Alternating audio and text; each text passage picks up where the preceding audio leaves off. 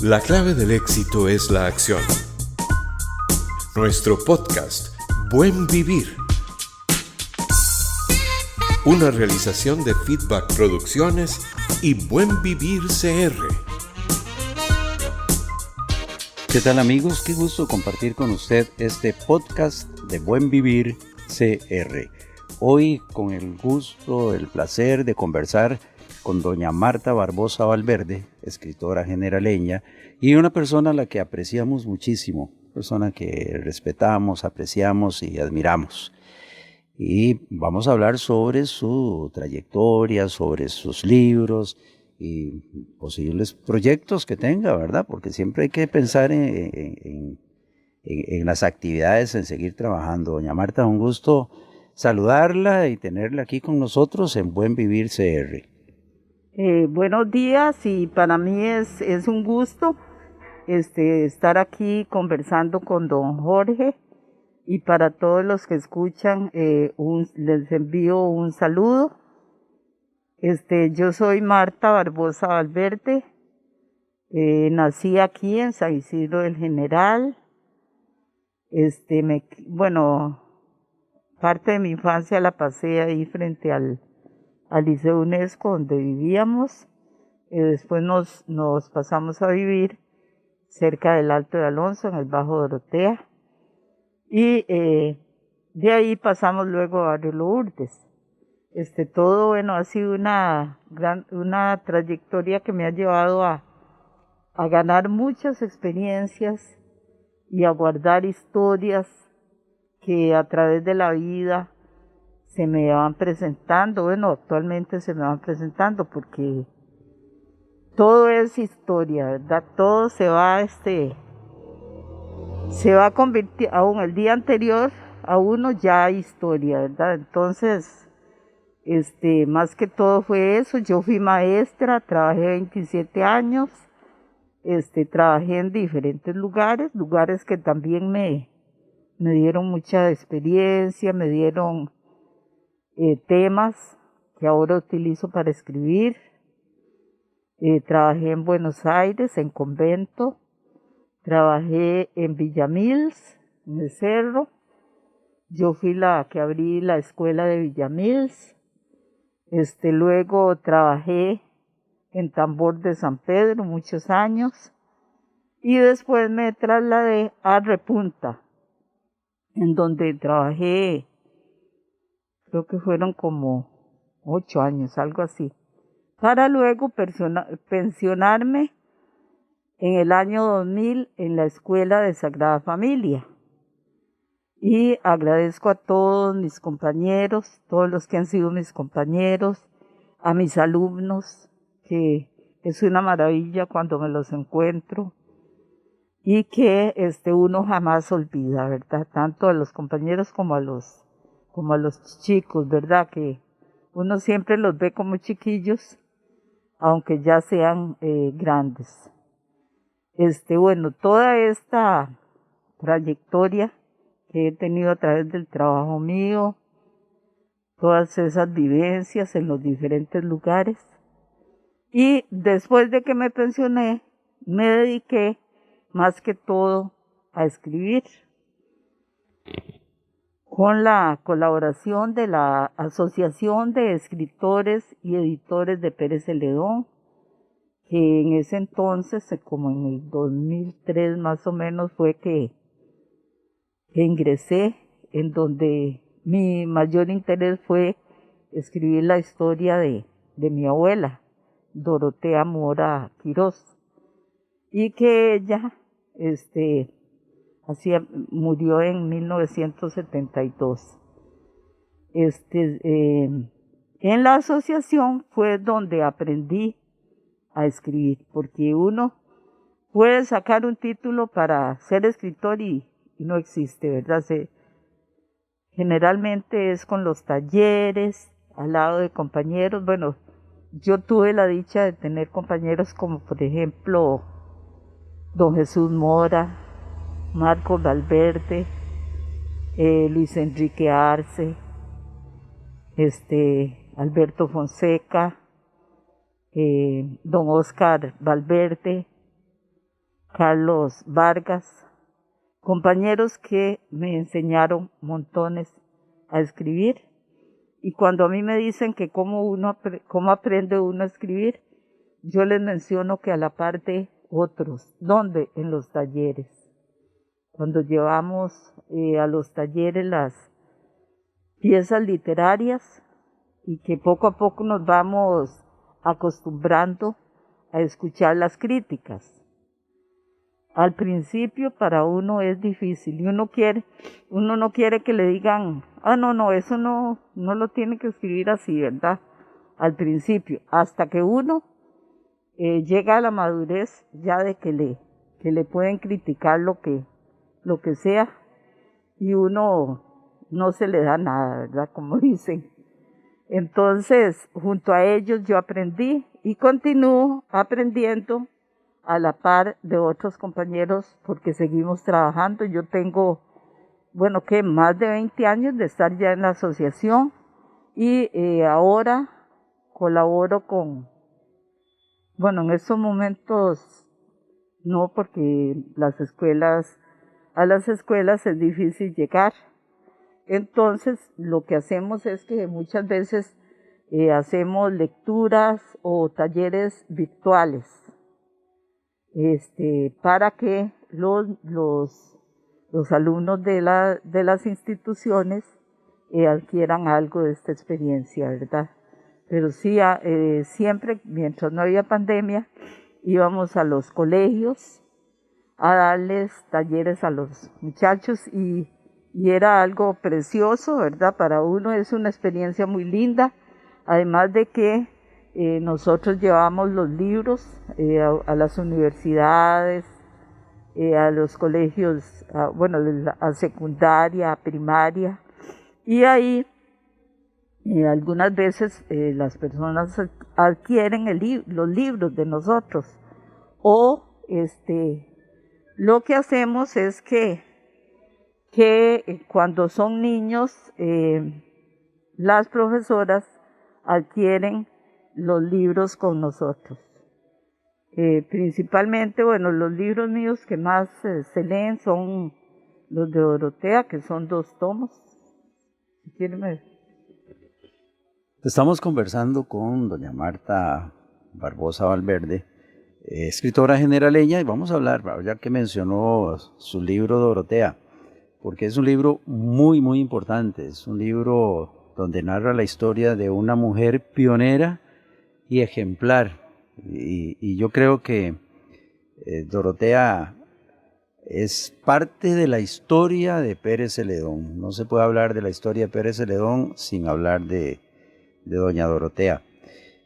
¿Cómo nace esa inquietud suya de contar la historia de doña Dorotea? Bueno, es que resultó que yo escuchaba mucha gente que me decía, más familiares era más que todo, pero usted leyó lo que pusieron de mi abuela Dorotea, o de mi bisabuela, porque hasta mis nietas me decían que escribió cosas que no son, dice, cosas que son tonteras, ¿verdad?, de Dorotea. Entonces de ahí me aconsejaron que buscara más información y que hiciera un libro y para poner realmente la verdad de todo lo de Dorotea, ¿verdad? Por eso en mi libro yo pongo relatos reales de una pionera del general, ¿verdad? Porque todo fue real. Y entonces en esa época mi mamá todavía estaba viva. Y entonces ella fue la que más que todo me contaba las historias. Bueno, nos contaba a nosotros las historias de lo que vivió Dorotea. Pero en los libros yo no solo hablo de Dorotea, ¿verdad?, sino de las personas que estuvieron a su alrededor, como el caso de la primera dentista que hubo en San Isidro, doña Paulina Ceciliano, de personalidades que uno dice que ¿Cómo es posible que aquí en San Isidro existieran esas personas? Como el caso de don Trino Montero, una persona muy preparada y que hizo mucho por el cantón. Yo hablo de personalidades como por ejemplo los Barrantes, el papá de los Barrantes, don Joaquín Barrantes, gente que se sacrificaron al llegar aquí a San Isidro, a Pérez de León, ¿verdad? Más que todo hay que decir de todo Pérez de León porque en ese tiempo Pérez de León, aunque la gente anduviera a caballo o a pie, era un todo, ¿verdad? Era una sola cosa, porque la gente llegaba aquí al centro y partía digamos a otros lugares, a Las Esperanzas, a Pejivalle, por el lado de General Viejo, todos esos lados para hacer sus fincas, ¿verdad? Entonces, en los libros yo narro historias extraordinarias que le pasaron a Dorotea. Por ejemplo, el caso de que, por ejemplo, cuando una mujer, Dorotea tenía un hijo que rezaba y ella era muy católica, pero más lo era su hijo, ¿verdad? Entonces ella iba con él, a hacer los rezos en las velas. Y voy a contarles así, en un momentito, este relato. Y Dorotea viajó con su hijo a Pacuarito, donde había donde se había muerto una comadre de Dorotea, ¿verdad? Y resulta que eran dos viejitos, vivían solos esa pareja, ¿verdad? Y entonces se notaba, ¿verdad? Cuando llegaban a la casa que estaba un poquito abandonada porque ellos ya estaban muy mayores y no tenían hijos. Entonces Dorotea llegó al rezo y preparó todo junto a algunas vecinas para que se hiciera la vela en la noche. Y entonces, ya cuando estaban, viene aquí lo principal, ¿verdad?, del relato, cuando estaban en media vela, resulta que un chiquito de los que estaban ahí se puso a ver a la muerta y vio que se estaba moviendo. Y entonces el chiquito se puso a gritar del susto. Y la gente entonces se arrimaba a ver, y de veras la mujer se movía. Se le movía la cabeza, ¿verdad? Y entonces todo el mundo salió huyendo, ¿verdad? Asustados, porque era rarísimo, porque ya ellos sabían que ella estaba muerta. Y entonces Dorotea y el esposo de la señora se acercaron al ataúd para ver qué era lo que pasaba. Y como Dorotea era tan arriesgada, abrió el ataúd y revisó y dice, uy, qué barbaridad, qué atarrá tiene esa mujer en el pelo, como decían, porque tenía un enredo en la cabellera. Y resulta que Dorotea entonces se le acercó para ver qué era, que de veras se estaba moviendo. Y resulta que lo que tenía era un montón de piojos que la movían. Y entonces Dorotea ya llamó al señor, al esposo de la difunta, y le explicó y le dijo, sí, ella estaba muy abandonadita, ¿verdad? Como decían en ese tiempo, y no había ni quien la peinara. Y entonces, y la gente mientras tanto ya huyendo por los cafetales del susto, y ya al final nadie más se acercó a la vela, y le tocó a Dorotea y al esposo y a los hijos de Dorotea ir a enterrarlo ellos solos. Lo llevaban el ataúd en una carreta. Bueno, ese es más que todo uno de los relatos, ¿verdad? Y así en los libros vienen relatos muy buenos, por ejemplo, de un hombre cuando cuando el trapiche le corta un brazo, entonces queda manco, y ahí todo eso lo voy yo narrando, ¿verdad? Son cosas que sucedieron. Y hay mucho, ¿verdad? Si yo me pongo a contarles, el libro tiene 42 relatos. Vamos a ver. Sí, como 42 relatos que yo voy narrando y que a la gente le ha agradado mucho. Son 40 relatos que yo los voy narrando y que juntos constituyen la novela de Dorotea, ¿verdad? Que se forma una novela, ¿verdad? Y ahora yo lo saco como novela, lo adapté a novela porque para leerla en las instituciones es mejor así. Y lo mismo en el segundo tomo, porque yo tenía para sacar un libro muy grueso de Dorotea, ¿verdad? Pero decidí hacer 2 libros. Entonces ya en el segundo es lo mismo, ¿verdad? Vienen relatos, como no una continuidad, sino otros relatos también de Dorotea junto a sus familiares y a los vecinos de Pérez de León. Bueno, y si usted quiere saber más de doña Dorotea, póngase en contacto con doña Marta. Puede adquirir estos libros y otros libros que tiene doña Marta, como la biografía de Ramiro Madrid Picado, el Guayacán, generaleño. Hombre de quebradas, ¿verdad? No, de San Rafael Norte. San Rafael Norte. Y después de Pedregosa. Ah, ya. Y entonces compartir un poco la historia de él. Libros infantiles, Inquilinos de Papel, también, que pueden adquirir con doña Marta. Qué importante es la parte infantil, que nuestros niños aprendan y se acostumbren a leer, ¿verdad? Ahora que tenemos una guerra, los que nos gusta leer y motivar la lectura, una guerra con la parte tecnológica, que hay que manejar las dos, porque los niños tienen que aprender también la tecnología y a leer. Y después otro libro que se llama Cuentos del Cerro de la Muerte y otros cuentos, también de doña Marta Valverde. Mire, aquí me encontré doña Marta Barbosa Valverde.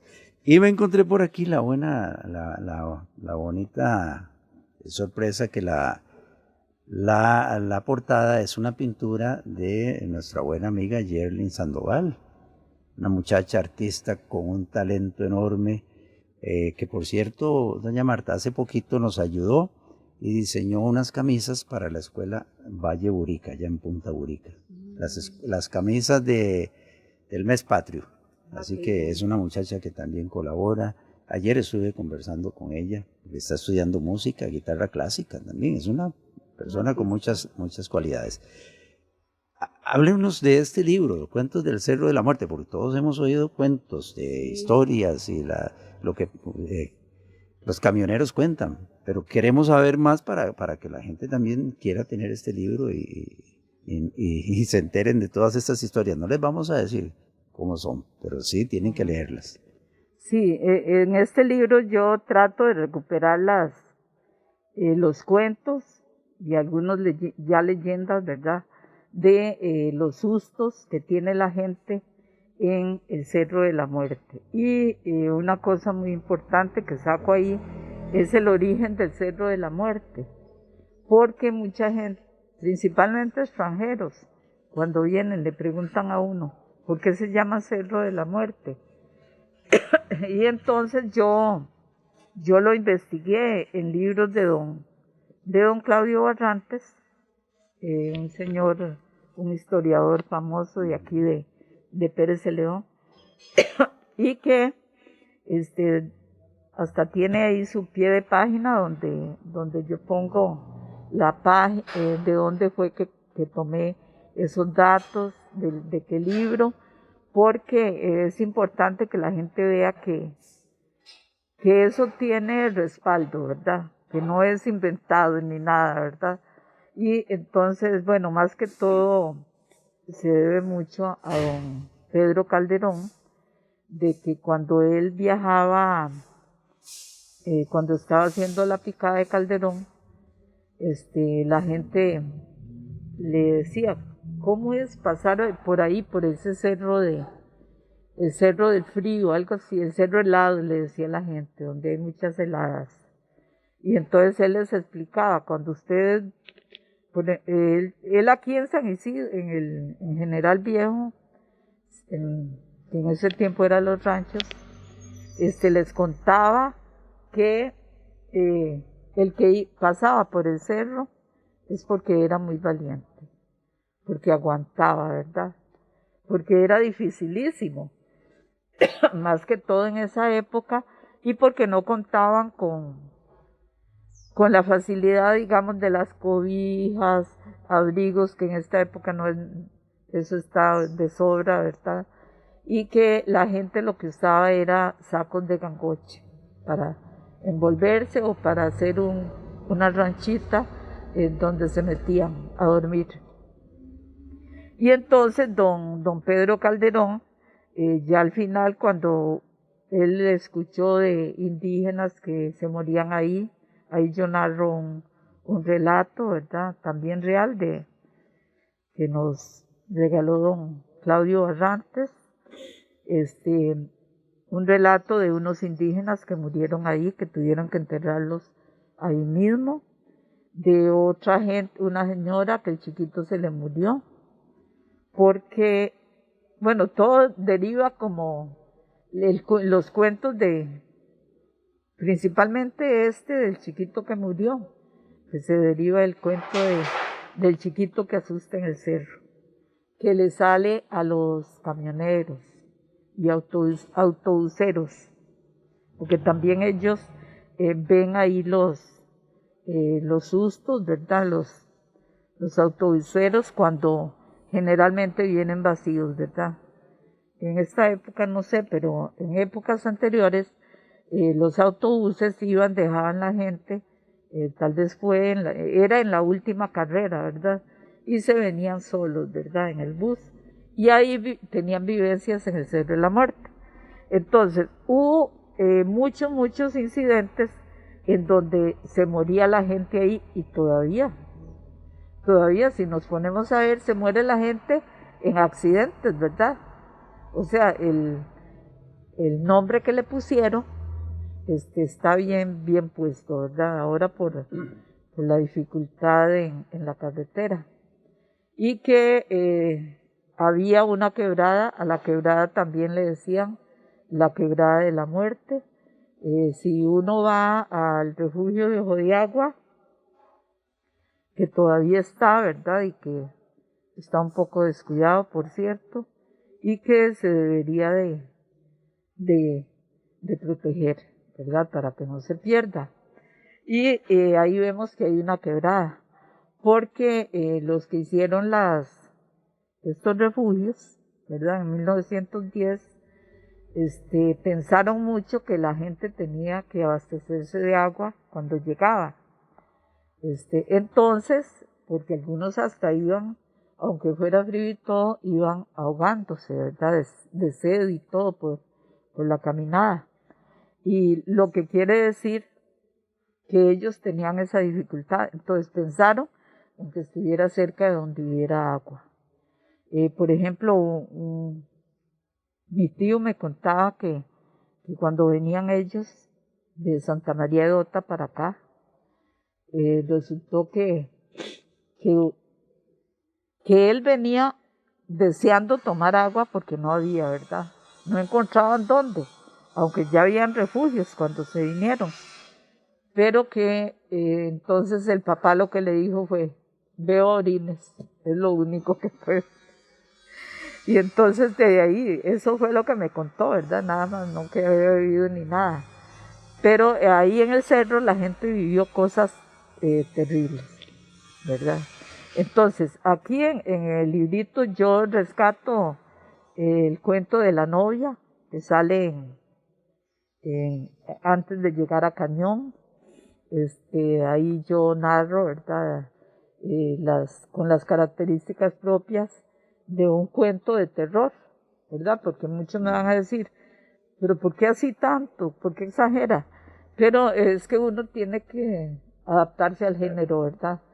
Lo mismo el cuento de la vuelta de la monja, que también ese fue un accidente, ¿verdad? Que hubo, que no se los voy a contar porque ninguno, por si quieren adquirir el libro, porque no tendría gracia que yo lo cuente y que después no quieran leerlo.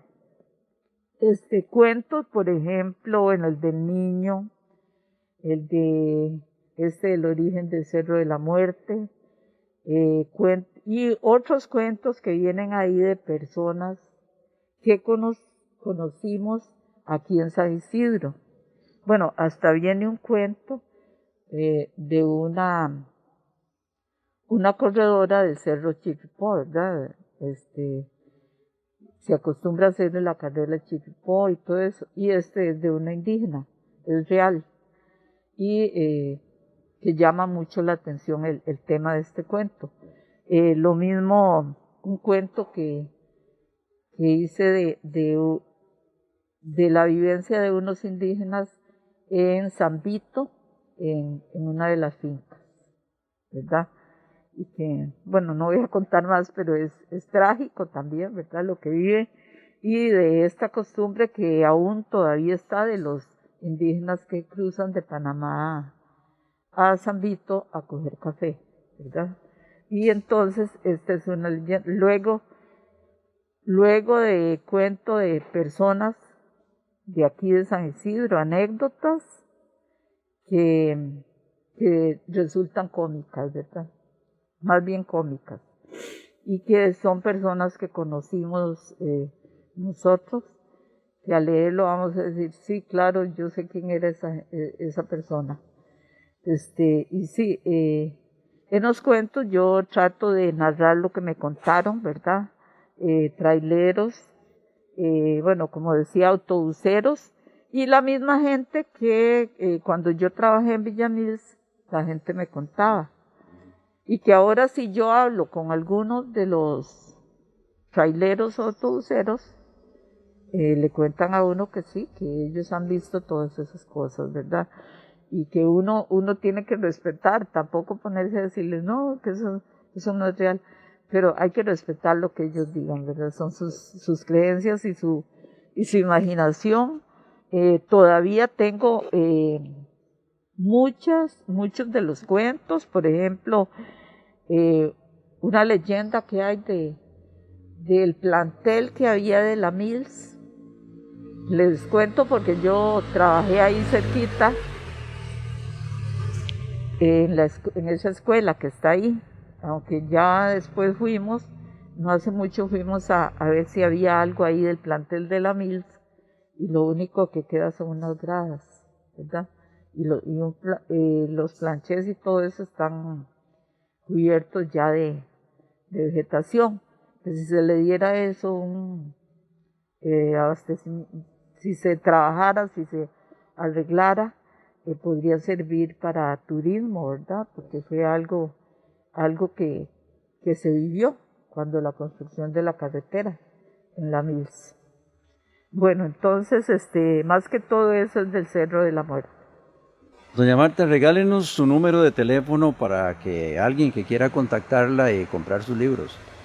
Mi número de teléfono es 8749-4648. También yo vivo aquí en Barrio San Andrés, muy fácil de llegar. Pueden adquirir el libro aquí en la casa o en Trincheras.